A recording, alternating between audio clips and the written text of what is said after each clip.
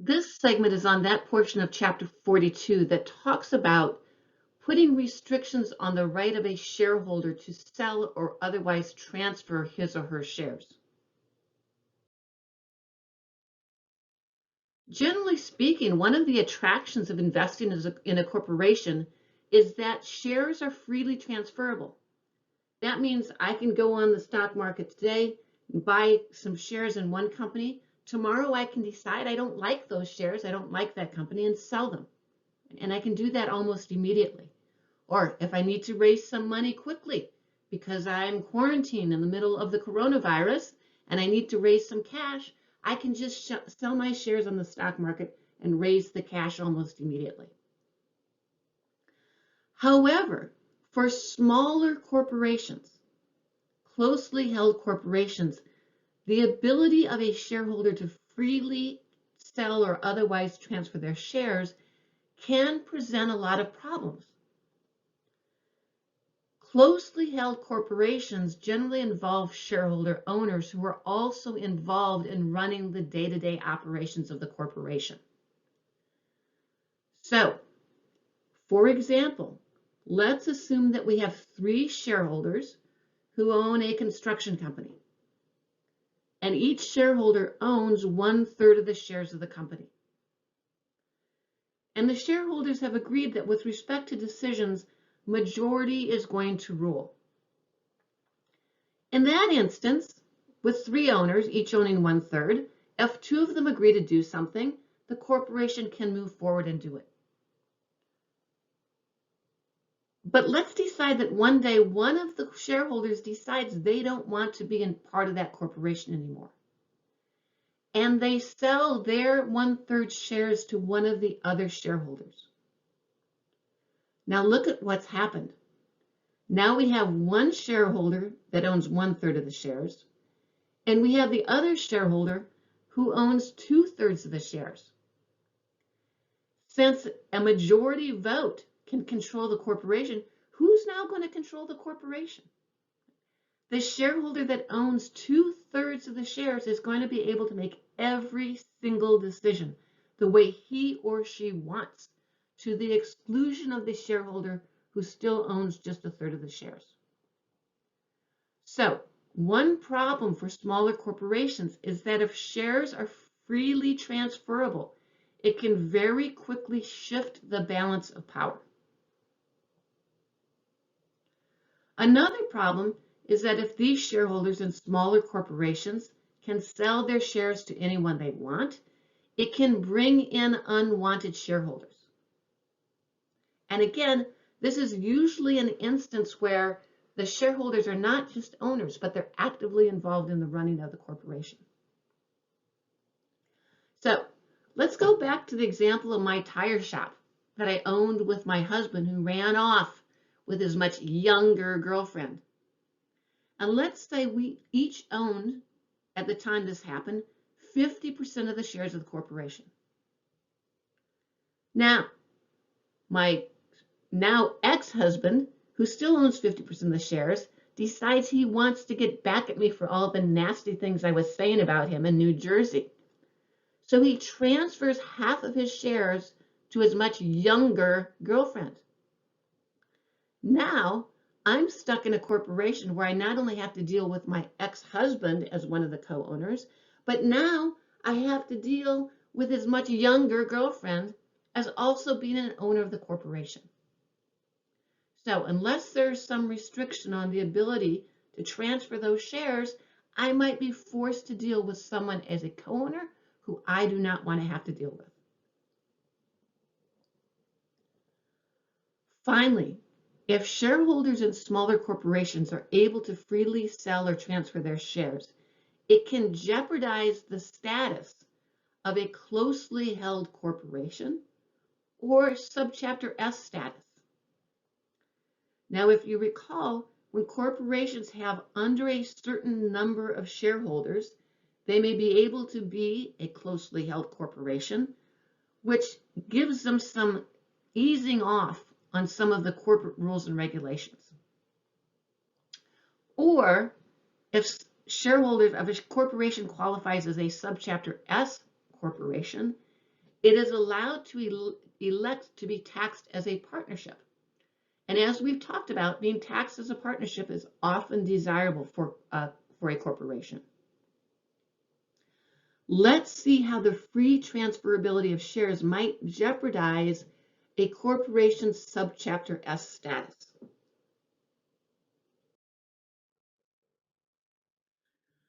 Let's assume that we have a corporation, Johnson's Games, Inc., that has 80 shareholders, and they have elected subchapter S status so that they can be taxed as a partnership. And having subchapter S status was a very important consideration for the shareholders when they decided to invest in Johnson's Games, Inc. After the corporation has been operating for some time, maybe it's become more profitable, 20 of the shareholders decide they're going to sell their stock to take advantage of the increase in the value of their shares. But instead of selling their shares just to one other person, they each sell their shares to 3 other new shareholders. So look what's happened to the number of shareholders of the corporation. We started out with 80 shareholders. 20 of them have sold their shares, so we're down to 60.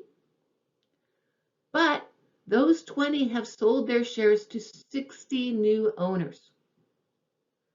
So now the number of shareholders of the corporation has increased to 120.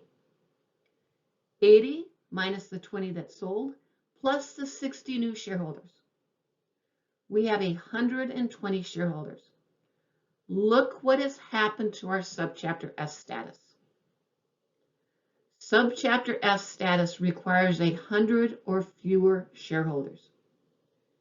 But because there was no restriction on the ability of the shareholders to sell their shares or to who they could sell to, we've lost our subchapter S status because we now have too many shareholders to qualify as a subchapter S corporation. So the tax advantage that was a very important consideration for all of the shareholders when they chose to invest has now been lost.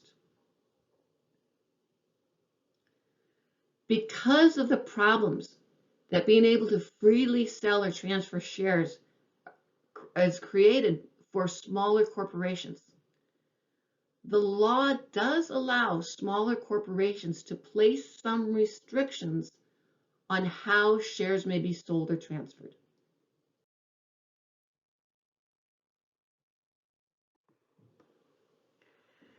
As long as the restrictions on the transferability of shares is made clear to the shareholders by putting it in the articles of incorporation or the bylaws or some form of shareholder agreement, smaller corporations are allowed to restrict the rights of a shareholder to sell or transfer their shares.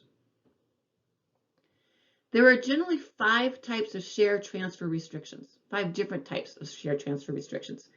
Your textbook says that there are 4, but they actually treat 2 of these restrictions in one category, and they're actually 2 different types of agreements. So I've broken them out here into 5 different types. The first type of share transfer restriction is what's called a right of first refusal. A right of first refusal grants to the corporation or to the other shareholders the right to match any offer that a selling shareholder receives from a third party. A right of first refusal requires a shareholder to go out and get a legitimate offer to purchase that shareholder's shares. But before the shareholder can sell to the third party making the offer, the shareholder has to go back to the corporation or the other shareholders, depending what's in the agreement, and say, here's the offer I received from a third party. Would you like to buy my shares at this amount? And the corporation or the other shareholders have the right to say yes or no.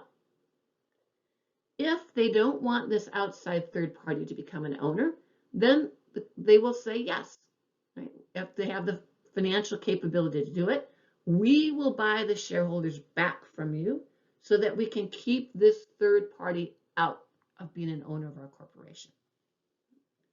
So essential to a right of first refusal is the requirement, first of all, that a shareholder has to go get a legitimate third-party offer to buy those shares. The second type of share transfer restriction is what's called an option agreement. And the reason I've broken this out from right of first refusal is because an option agreement does not require a selling shareholder to first go out and get a legitimate offer from a third party. Instead, an option agreement grants the corporation or the other shareholders, again, just depending on how the agreement's structured, an option to buy a shareholder's shares at a price that is set in the agreement,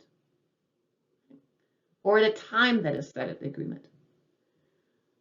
So the agreement might say something like this: at any time after such and such a date, the corporation has the option to buy the shares of shareholder X at such and such price. That doesn't require the corporation to do it, but it gives the corporation the option, if it wants to, buy the shares back.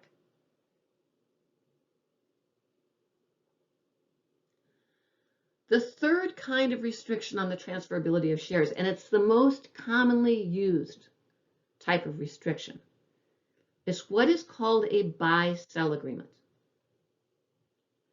Buy-sell agreements are usually triggered when a shareholder leaves the corporation in some fashion.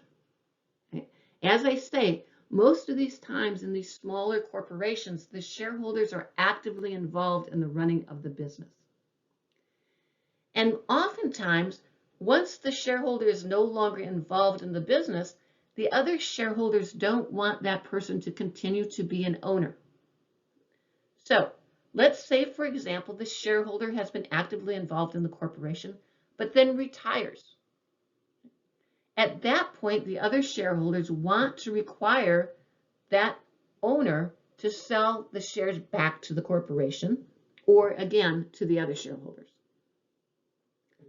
So a buy-sell agreement requires, right, it compels a shareholder to sell shares to the corporation or the other shareholders at a stated price set by the agreement, given the happening of a certain event: death, disability, retirement, quitting. And at the same time, it requires the corporation or the other shareholders to purchase them back. As opposed to an option agreement, it's not that it gives the shareholders or the corporation the option, right? It requires the shareholder to sell, and it requires the corporation or the other shareholders to buy.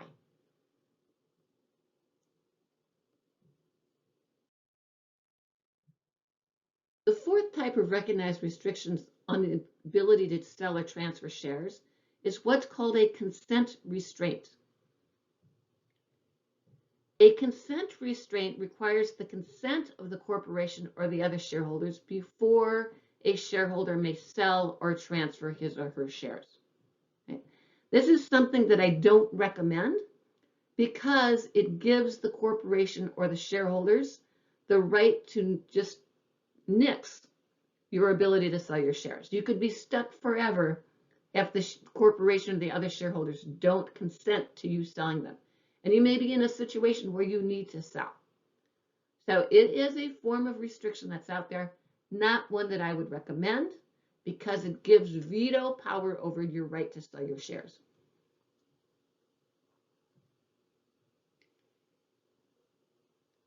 The fifth restriction on the transferability of shares is what is called a provision disqualifying purchasers. What this restriction does is say that you are free to sell your shares or transfer your shares to anyone you want to, except for these people or these entities, right? And they're listed. So generally speaking, the corporation might want to say, you can sell to anyone except to someone who's in active competition with us, right? And you list them, or you say anyone who's engaged in the same type of business as we are. So it doesn't impede your ability to sell or transfer, except to certain identified parties.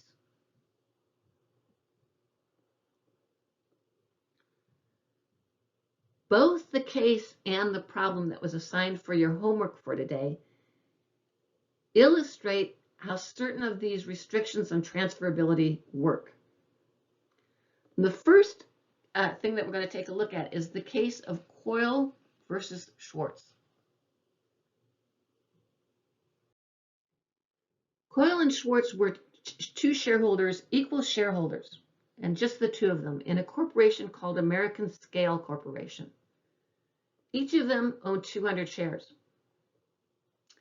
Schwartz did not have the greatest common sense, and he got into a car accident driving in a company car, a car that was insured by the corporation, driving with his underage girlfriend. And the underage girlfriend sued the corporation for her injuries. And this understandably really upset Coyle, and he was upset by his co-owner's lack of good judgment. And Coyle no longer wanted to be 50-50 owners with Schwartz. So Coyle said to Schwartz, you either have to transfer 1% of your shares to me, which will make me the majority shareholder, or I'm going to leave or go into competition with the corporation. And my guess is that Coyle was the better worker, and Schwartz recognized it, because Schwartz freely agreed to transfer 1% of his shares over to Coyle, which he did. Coyle now became the majority shareholder who could make the decisions on behalf of the corporation. About 2 years after Schwartz transferred 1% of the shares to Coyle, Coyle and Schwartz entered into a buy-sell agreement and an option agreement, two of the forms of share transfer restrictions that we've talked about. The buy-sell agreement provided that in the event of death, disability, or voluntary withdrawal of one of the shareholders from the corporation would repurchase the shareholder's stock at a set price. They also, in the same document, entered into an option agreement. The option agreement provided that the majority shareholder, who at this time was Coyle, had an option to purchase the minority shareholder's stock at any time upon 60 days notice. So at any time, Coyle could decide he wanted Schwartz completely out of there. All he had to do is give 60 days notice, and he could buy back Schwartz's stock. The agreement said that the purchase price, if Coyle exercised this option, was going to be $250 per share. The agreement also said, which was a mistake in hindsight, that Coyle and Schwartz at the end of every year would sit down and they would reset and revalue the purchase price.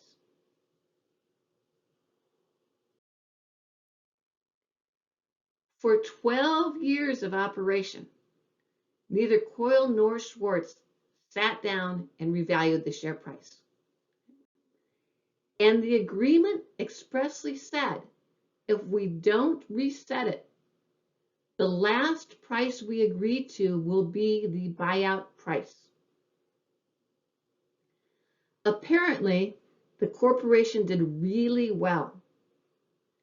And after 12 years, when the price of the stock was very high, when the value of the stock was very high, Coyle exercised his option. He gave his 60 days notice and said, Schwartz, I'm now exercising my right, my option, to purchase your shares, and I'm going to purchase them at the $250 price, which at this point was way below value. At this point, Schwartz refuses to sell the shares for the $250 amount, and the two parties ending up in court. And Schwartz's position at the trial court was that the parties had abandoned their agreement. They had given up. They no longer considered themselves bound by that agreement because for 12 years, they didn't abide by the resetting of the price provision. So we just agreed we weren't going to be bound by this agreement anymore. That's why we never had these meetings where we would reset the price. And the trial court kind of agreed with Schwartz. The trial court said, well, I don't think you abandoned the agreement. However, I think it's unfair that Coyle gets to buy these shares at this far below market price. So I'm going to say Coyle still has the right to buy your shares, Schwartz, but the shares need to be revalued, and Coyle can buy them at their market price. Coyle appealed that, went to the Court of Appeal and said, but that's not what we agreed to. We didn't agree that the court could come in and rewrite our agreement. Our agreement said, if we don't meet, if we don't reset the price, we agree that the last set price will be the price. And our last set price was $250 a share. The Court of Appeal agreed with Coyle. The court said, that's right.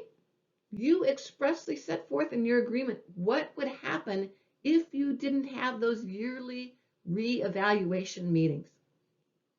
So the Court of Appeal ordered that Schwartz had to sell the shares back at the rate of $250 per share, way below their current value. So I guess Coyle finally got the last laugh about Schwartz getting into that car accident with his underage girlfriend. Now, there is a big lesson here. You should never, in your agreements, when you're providing that someone has the right to buy back an interest in a company, whether it be your membership interest in an LLC, your partnership interest, or your shares in a corporation. If you put in your agreement that upon the happening of certain events, you get to buy back the other side's interest, whether it be their shares, their membership, right, their partnership interest. Never put in there a fixed number and then agree that you'll reevaluate that number from time to time. Because what happens in real life is that you're too busy. You're too busy running the business, and you're too busy with life to ever have that reevaluation meeting. I can't tell you how many agreements I've looked at for clients that had provisions like this. If someone retires, right, the others can buy back their interest at this amount, and we'll reset this the fixed amount at the end of every year. And time and time again, I ask the client, I say, I noticed this in the agreement. Have you ever had the meeting to reset this price? And they say to me, no. And then I say, well, do you understand what's going to happen if you die tomorrow? This is what you're leaving your family with. The obligation to sell your interest in the company back at a value that is way below what your interest is currently worth, because you haven't had these meetings to reset the price. So what I always recommend to people is, rather than using a fixed amount, you come up with some kind of self-adjusting formula as to how the price is going to be determined. There are plenty of accounting formulas out there that value an interest in the business. It can be valued by a multiple of the last 2 years' net income, or other formulas like that. Right? Then it's just a formula the numbers get plugged into. Net income is what it is. If it's an average of the last 2 years' net income times something, it automatically adjusts. And you don't have to worry about having these meetings to reset. Look at how it came back to bite Schwartz in this case. So my recommendation, always use a self-adjusting formula, never a fixed price that needs to be readjusted.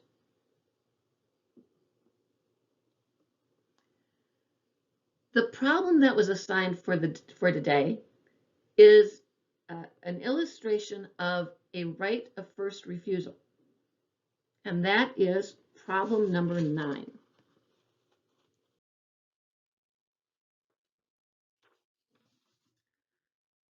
Problem number 9 involved a family-owned corporation. Always a problem when you own businesses with family members. And it had 5 shareholders. Corporation Stuffed Farms Inc. Stuffed was the family name. In the bylaws of the corporation, there was a share transfer restriction that gave a right of first refusal. Another form of the share transfer restrictions that we've studied, which stated that no shareholder could sell his or her shares to a third party without first offering them to the other shareholders at the share's book value. Right? Now, this isn't even a right to match a third-party offer. This says before you can sell to anyone else, you have to sell back at book value. And for those of you who are accounting majors, you will know that shares book value is often way below its market value. It's just an accounting placeholder, and it is not a reflection of the market value of the shares, and it is usually much below market value. A third party, Neil Johnson, came in and offered to purchase all of these Stuffed Farm shares from all 5 shareholders. And his offer was conditioned on all 5 shareholders agreeing to sell their shares to him. All right, the black sheep of the family, David Stuffed, sat back, and he waited until the other 4 shareholders agreed to sell their shares to Johnson. Once all 4 others had agreed to sell their shares to Johnson, David claimed that they were now all obligated to sell the shares to him, David, at their book value under the right of first refusal provision that was in the bylaws. So David wanted to have them sell all their shares at far below their market value. He would then own all of their shares, and then he would sell all of the shares to Neil Johnson, right, and make the profit off of his fellow shareholders. Now, in this case, the other shareholders would have been required to do that. Right? That was the provision in the bylaw. But there was one saving grace here for the 4 shareholders. And the one saving grace takes us back to Business Law 280, Business Law 1 class. And it looks at the way that Johnson structured his offer. Johnson's offer to purchase the shares was expressly conditioned on all 5 shareholders agreeing to sell to him. And the court in this case said that since only 4 of the shareholders had agreed to sell, that did not satisfy the terms of his offer. And therefore, there was no agreement of the shareholders to sell back to Johnson unless and until David Stuffed also agreed to sell. So because of the conditioning of his offer on all shareholders having to agree to sell first, the court said that the right of first refusal provision did not come into play. Okay? So the shareholders were saved from their black sheep brother. So the Coyle case is an illustration of a buy-sell agreement as well as an option agreement. And problem 9 is an illustration of a right of first refusal. All different ways that closely held corporations can restrict the ability of the shareholders to sell to outside parties.